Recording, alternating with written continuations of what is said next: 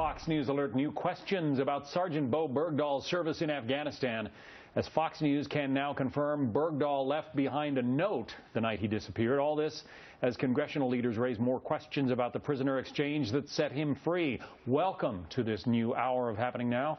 I'm John Scott. An interesting twist to the story. Yes. That's already very interesting to begin with. It doesn't need any more twists and turns.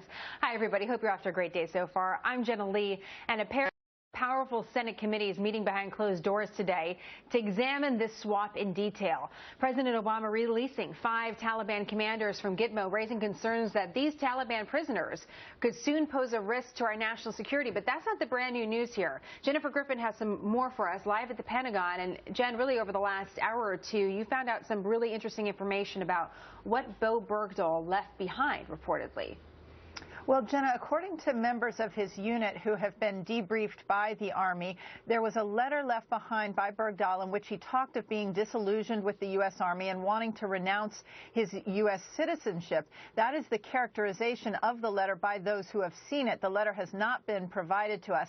The letter is presumably part of the evidence that is part of a classified investigation into his disappearance that the Pentagon says it will not release at this time. The Army has reached out to former members of Bergdahl's unit to question them again as part of what is known as a 15-6 investigation, a sort of commander's grand jury. The chairman of the Joint Chiefs of Staff now says he will not rule out investigating Bergdahl for desertion. However, General Martin Dempsey took to Facebook this morning to urge people not to rush to judgment. Quote, "In response to those of you interested in my personal judgment about the recovery of Sergeant Bo Bergdahl, the questions about this particular soldier's conduct are separate from our effort to recover any U.S. service member in enemy captivity. This was likely the last best opportunity to free him. As for the circumstances of his capture, when he is able to provide them, we'll learn the facts. Like any American, he is innocent until proven guilty. Our Army's leaders will not look away from misconduct